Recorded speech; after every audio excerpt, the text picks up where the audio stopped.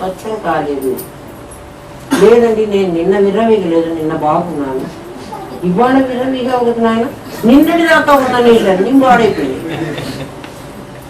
మళ్ళీ 10 రోజులు బాగు చేసుకుంటాను, మంచిది బాగు చేసుకో. 11 రోజు మళ్ళీ ఇదే పని చేశామనుకో, రేపు చచ్చిపోతాను, ఇవాళ ఈ పని చేసేసాను.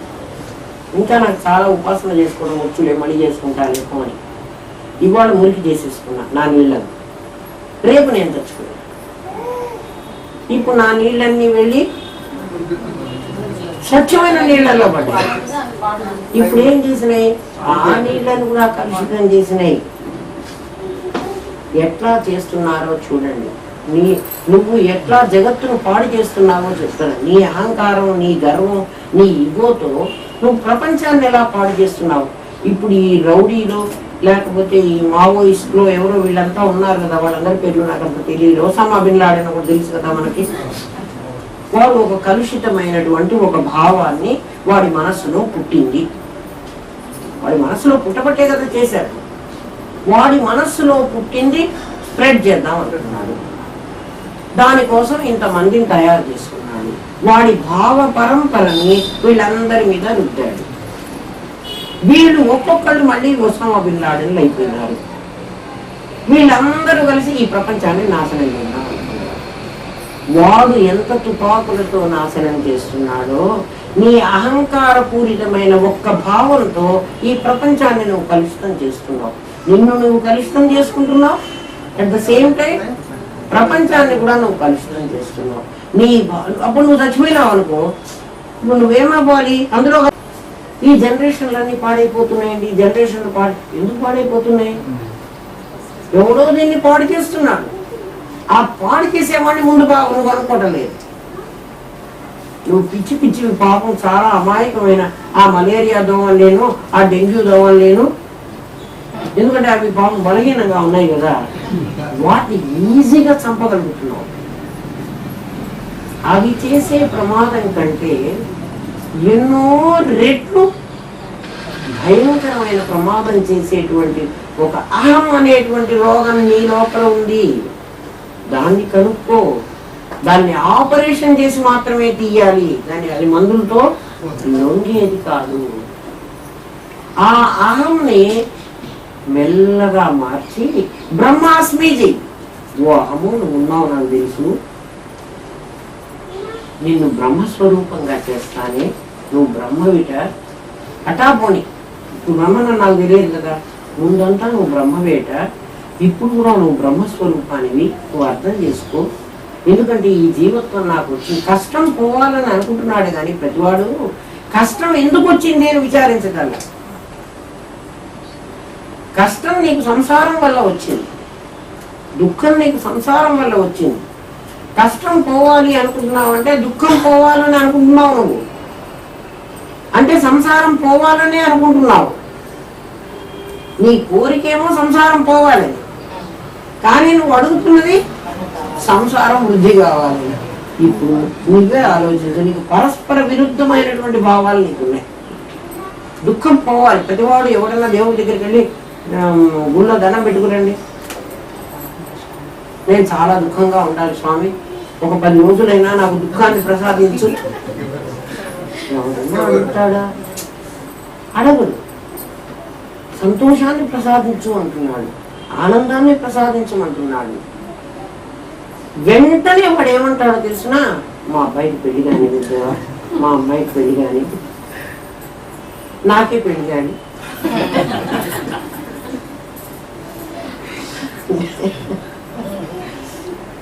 ఏ సంసారం వల్ల నీకు దుఃఖం వచ్చింది అనేటువంటిది నీకు అర్థమైందో, దుఃఖం పోవాలని నువ్వు కోరుకుంటున్నావు అంటే ఆటోమేటిక్ గా నువ్వు సంసారం పోవాలని కోరుకుంటున్నావు.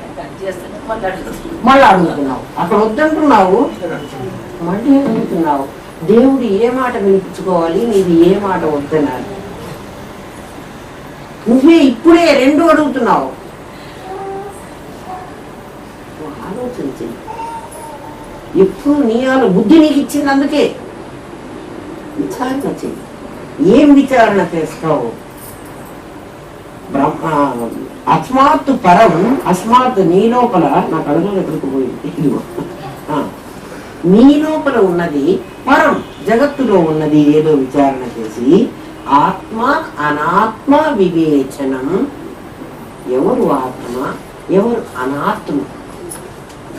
అనాత్మ ఏ కోరిక కోరటం లేదు, ఆత్మ అన్ని కోరికలు కోరుతుంది. ఇదేమిటి ఆత్మ కోరుతోందా? ఆత్మ ఉండకపోతే జీవుడు ఎలా అయినాడు? జీవాత్మ అన్నాం కాసేపు. అంటే ఇంకా వాడు పరమాత్మ కాలేదు కదా, అందుకని జీవాత్మ అన్నాం.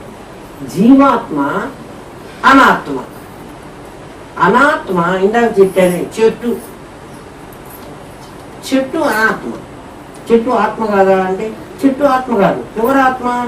గింజ ఆత్మ.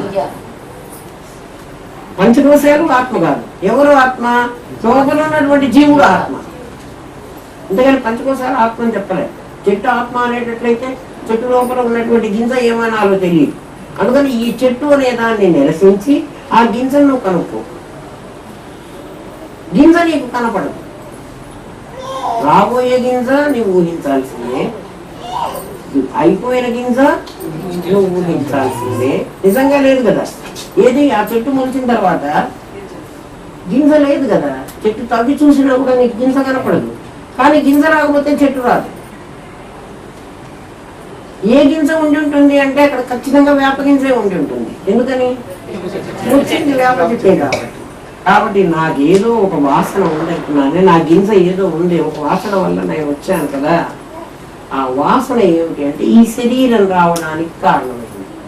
అంటే ఆ వాసనలో నాకు 2 కళ్ళు, 2 కాళ్ళు, 2 ముక్కులు, 2 చెవులు, ఇలాంటివన్నీ ఉండాలి. ఈ ఉపకరణాలన్నీ అందులో ఉన్నవే కదా బయటకు వచ్చినాయి. అంటే ఇప్పుడు నాకు కనపడుతున్నది ఈ చెట్టు, కనిపిస్తున్నటువంటి చెట్టు, దీని రూటు నా వాసన, దీని తర్వాత రాబోయేది నా వాసన. అది బ్రహ్మమే, ఇది కూడా బ్రహ్మమే. ఎప్పుడు వాసన కర్మం అవుతుంది, బ్రహ్మం ఎప్పుడు కర్మం అవుతాడు? నేనున్నాను అన్నంత వరకు బ్రహ్మం బ్రహ్మంగానే ఉంటాడు. కర్తృత్వం వహించానంటే నేను జీవుణ్ణి అయిపోవాలి. జీవుణ్ణి అయిపోయినాను అంటే కర్మ అనుభవం అనుభవించాలి. ఎప్పుడైతే నేను భోక్తను అవుతున్నానో, కర్తను అవ్వగానే భోక్తను కావాలి కదా. కర్తను అయిన ఇమీడియట్ గా నేను భోక్తను కావాలి. భోక్తనే నేను ఊరుకుంటున్నానా? మళ్ళీ కర్తృత్వం వహిస్తున్నా. మళ్ళీ కర్తృత్వం వహిస్తే మళ్ళీ భోక్తను కావాలి. ఇట్లా జన్మ కర్మ ఇంకా దానికి నాకు అంతే పట్టడం లేదు. మళ్ళీ జన్మిస్తున్నా, మళ్ళీ కర్మ చేస్తున్నా, మళ్ళీ జన్మిస్తున్నా. ఎన్నాళ్ళు జన్మించినా నాకు అది పోవాలి అని ఉంది, కానీ ఎట్లా పోగొట్టుకోవాలో తెలియదు. మళ్ళీ దాంట్లోనే పడి వస్తున్నా. పోవాలని నాకు లోపల ఉంది, ఎప్పటికీ దుఃఖంగా ఉండాలో లేదు, కానీ దుఃఖాన్ని ఎట్లా పోగొట్టుకోవాలో నాకు తెలియదు. ఎవరు చెప్తున్నా పోతే డబ్బులు తీసుకుంటున్నారు దుఃఖం పోగొట్టను కదా. డబ్బులు అయితే బాగా తీసుకుంటారు, దానివల్ల నాకేమవుతుంది?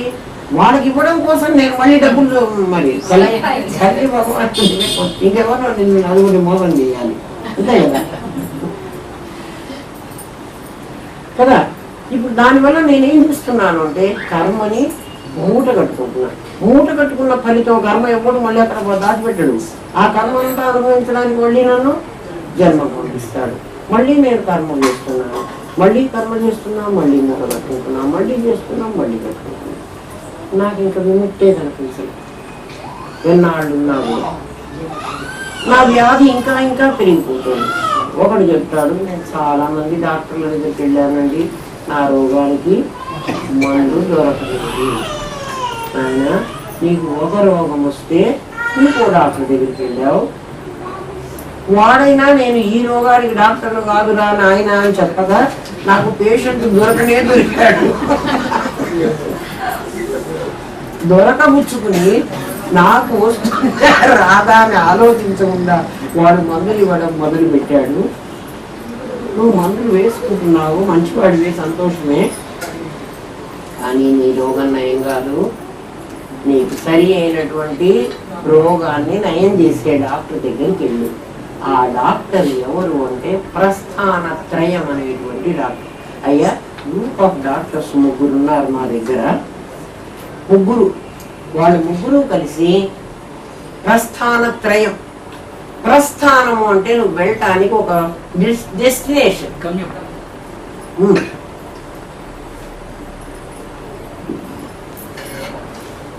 నీకు ఒక గమ్యం. ఆ గమ్యానికి వెళ్ళటానికి 3 మజిలీ. గమ్యం చేరడానికి ఆలపు సడన్ పోలేవు. నీకు 3 మజిలీ అంటే 3 హాల్ట్ స్టేజ్. ఎందుకంటే ఇక్కడి నుంచి ఫ్లై చేసావు ఒక్కసారి, ఆ ఫ్లైట్ కొంత దూరం వరకు మాత్రమే వెళ్ళగలవు, అక్కడ ఆగాలి. అక్కడ ఆగి సేమ్ ఫ్లైట్ వెళ్ళినా కూడా అక్కడ కాసేపు నేను ఆగుతాను అంటుంది, మళ్ళీ నేను ఎక్కించుకుని మళ్ళీ పోతుంది. అక్కడ తర్వాత మళ్ళీ కొంచెంసేపు ఆగి మళ్ళీ పోతుంది. అటువంటివి 3 మజిలీలు ఉన్నాయి ఇక్కడ. ఆ 3 మజిలీలు ఏమిటో చెప్తాన్నాడు. ఒకటి శ్రవణం, ఒకటి మననం, ఒకటి నిధిధ్యాస. 3 మజిలీలు ఉన్నాయి నాకు. శ్రవణం అనేటువంటి మజిలీ ఉపనిషత్తుల ద్వారా నీకు ఇస్తానన్నాడు. ఏ ఉపనిషత్తు అన్నా నాకేం అభ్యంతరం లేదన్నాడు. ఉపనిషత్తుల ద్వారా శ్రవణం అనేటువంటి మజిలీని చేరుకో. అయ్యా, నేను శ్రవణం చెయ్యలేదు, నాకు ఆలపిస్తడం, నాకు మోక్షం కావాలి. రాదు నాయన. శ్రవణం అనేటువంటి మజిలీ ఉపనిషత్తుల ద్వారా చేసుకుంటున్నాడు. ఉపనిషత్తులు అనేకం ఉన్నాయి, అవన్నీ మనకు లభ్యం కూడా కావు. ఏమిటి ఉపనిషత్తులు అంటే, ఋషులు, మహర్షులు కొంతమంది, వాళ్ళు ఎంతమందో మనకు తెలీదు. మన ద్వాదశ ఉపనిషత్తులు ఉన్నాయి కాబట్టి 12 మంది మహర్షులని ఇప్పుడు మనం అనుకోవాలి. 108 ఉన్నాయి, 1008 ఉన్నాయి అని కూడా అంటున్నారు. అవన్నీ లభ్యం కాలేదు కాబట్టి అందులో ఏముందో కూడా మనకు తెలియదు, శ్రవణం చేసే అవకాశం కూడా లేదు. ఈ 108 మంది ఈ ఉపనిషత్తులకి మహర్షులు కొంతమంది, వాళ్ళు సాధన చేసిన సమయంలో వాళ్ళకి పరమాత్మ యొక్క వాణి వినిపించింది. దాన్ని అపౌరుషేయము అన్నారు. అంటే ఏ పురుషుడు చెప్పలే, వాళ్ళకి ఆల్ ఆఫ్ ఎ సడన్ వాళ్ళ మెడిటేషన్ చేసుకుంటున్న సమయంలో వాళ్లకు కలిగిన థాట్, ఆ థాట్ ప్రాసెస్ ని మన ముందర పెట్టారు. అది ఒక్కొక్కడికి ఒక్కొక్క రకంగా వచ్చింది. మొత్తం పరమాత్మ లక్షణాలే అన్ని ఉపనిషత్తుల్లో చెప్పారు. అయితే ఒక్కొక్కడు ఒక్కొక్క వేలో చెప్తారు. దాన్ని గురించి నువ్వు శ్రవణం చెయ్యాలి. ఫస్ట్ స్టేజ్ దాటకుండా నువ్వు సెకండ్ స్టేజ్కి వెళ్ళడానికి వీల్లేదు. ఎవరి దగ్గరికన్నా వెళ్ళు, ఉపనిషత్తులు విను. వింటే నీకు బ్రహ్మ పదార్థం అర్థమవుతుంది. నీకు బ్రహ్మ పదార్థం అర్థం కావాలి ముందు. అంటే దేవుడు ఎట్లా ఉంటాడు, నేను చూసే కృష్ణుడా, రాముడా, జ్యోతినా, లేకపోతే దుర్గామాతనా, నేను కృష్ణ పూజ చేసేవాడిని, ఇప్పుడు మా కోడలు దుర్గా పూజ చేస్తోంది. మీ కోడలు దుర్గ పూజ చేసినా, నువ్వు కృష్ణుడు పూజ చేసినా, ఇంకొకటి రాముడు పూజ చేసినా, ఉపనిషత్తులో వీళ్ళందరూ ఒకడే. ఎందుకంటే నా దగ్గర పంచదార పాకం ఉంది, నా దగ్గర చాలా మోల్డ్ ఉన్నాయి. చక్కెర అచ్చులు తయారు చేస్తాను చూడు, మనం వీటికి ఏమిటి, మనం శ్రీమంతానికి దానికి అచ్చులు చేస్తాం కదా, పెళ్ళిళ్ళలో పంచదార అచ్చుంది. నా దగ్గర చిలక అచ్చు ఉంది, దాని దగ్గర హంస అచ్చు ఉంది, దాని దగ్గర అరటిపళ్ళ అచ్చులు ఉన్నాయి, దాని దగ్గర తులసికోట అచ్చు ఉంది. అన్ని చెక్క ముక్కలే కదా మోళ్ళు. ఆ చెక్క ముక్కలన్నీ 4 కలిపి పెట్టి దారం కట్టేస్తాం. నా దగ్గర పంచదార పాకం ఉంది, ఈ పాకం అందులో పోసేసి కాసేపు ఉంచానంటే ఆ పలకలు తీసేసేటప్పటికి అచ్చు తయారవుతుంది. ఇప్పుడు దాని చిలకచ్చు, దీని కోడి అచ్చు ఒకటేనా కాదా చెప్పండి మీరు? చిలకే, కోడి. చిలక ఆకుపచ్చగా ఉంది, కోడి ఎర్రగా ఉంది. కోడి వేరేనండి, కోడి చాలా రుచిగా ఉంటుందండి, చిలక రుచిగా ఉండదండి. ఎట్లా చెప్తావు?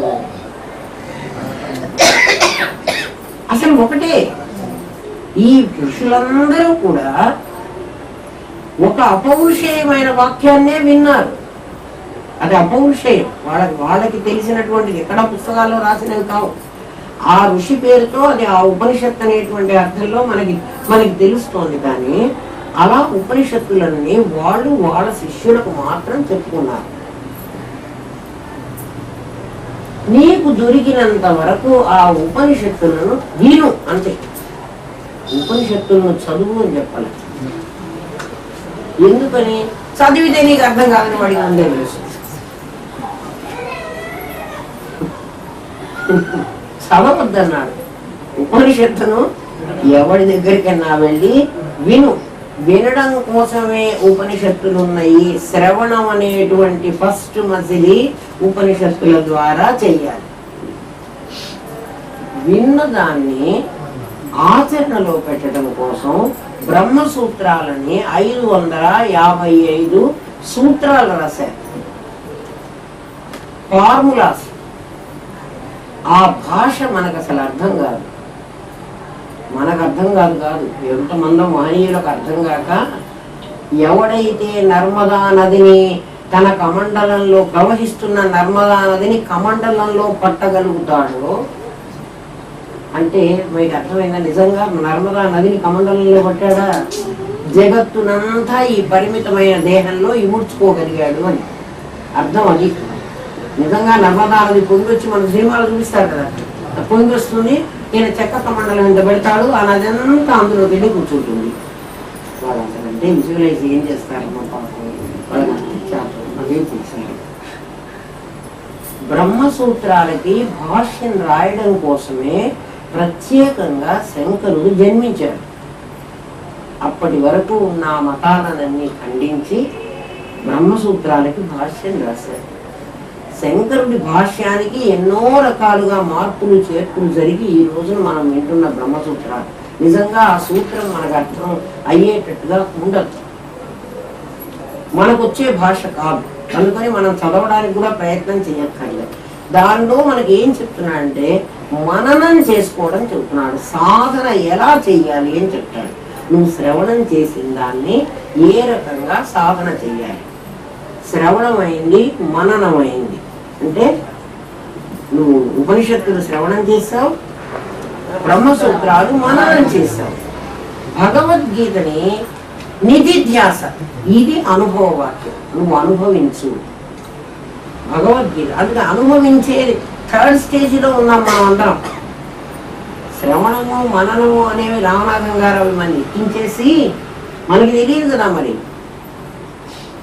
మన్ని తీసుకొచ్చి ఎక్కడ పెట్టారు? కృష్ణ భగవానుడే పెట్టాడు. నిధిధ్యాస పెట్టాడు, నిధిధ్యాస దగ్గర పెట్టాడు మన. అంటే దాన్ని అనుభవించు. అనుభవించకుండా ఊరికే ఎంత ప్రయత్నం చేసినా ప్రయోజనం లేదు. అనుభవించిన తర్వాత కూడా ప్రతిసారి డౌన్ ఫాల్స్ ఉన్నాయి. ఎందుకంటే మాయ చాలా గొప్పది. నువ్వు ఈ ప్రపంచంలో నుంచి బయటికి పోనివ్వడం మాయకి ఇష్టం లేదు. అది ఎలాగైనా నిన్ను పట్టుకోవాలనే ప్రయత్నం చేస్తుంది. అందుకని నువ్వు ఇందులో చాలాసార్లు పడిపోవటం ఉంటుంది. నీకు ఆలంబన కేవలం గురు పాదాలు తప్ప ఇంకెవ్వరు ఆలంబన లేదు. నువ్వు పడిపోకుండా నిన్ను పట్టుకోగలవాడు ఒక్క గురువు. ఎందుకంటే నిన్ను బ్రహ్మ నీ మీద రుష్టే కోపించాడనుకో, గురువు నిన్ను రక్షిస్తాడు. గురువు కోపించాడనుకో, నిన్నెవ్వరు ప్రపంచంలో రక్షించలేడు. నిన్ను పడిపోకుండా నిన్ను పట్టుకోగలిగిన వాడు, ఎందుకంటే సంసారం వృక్షం ఆరుడా పతంతో నరకారణవే. నిన్ను నీ జుట్టు పట్టుకుని పైకి లాగుతాట వాడు. వాడొక్కడే లాగాలి. ఎందుకు జుట్టు పట్టుకుని లాగాలి అంటే, నీళ్లలో ఉన్న వాడిని ఏ ప్రదేశం అన్నా మనం పట్టుకున్నామంటే వాడు మళ్ళీ లాగుతాడు. నీళ్లలో ఉన్నవాడు, నీళ్ళలో పడ్డాడు ఒకడు, వాడు ఈత కొట్టలేక మునిగిపోతున్నాడు. వాడి చెయ్యి మనం పట్టుకున్నాం అనుకో, ఒక చెయ్యి పట్టుకున్నాం అనుకో, వాడు రెండో చేత్తో మనం నీటికి ఇక్కడ పట్టుకుని మళ్ళీ లోపలికి గుంజుతాడు. వాడి జుట్టు పట్టుకున్నాం అనుకో, ఇంకా వాడు మట్టి సంగా నీ వెంట వస్తాడు.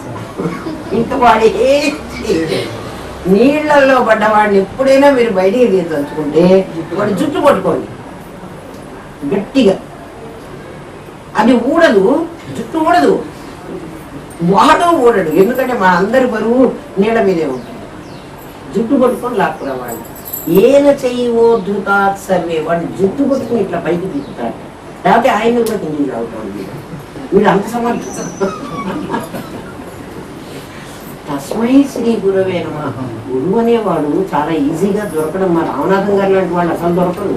ఎంతో పుణ్యం చేసుకుంటే మనం ఆయన మనకు దొరికాడు. ఆ దొరికిన దాన్ని సద్వినియోగం చేసుకున్నాం.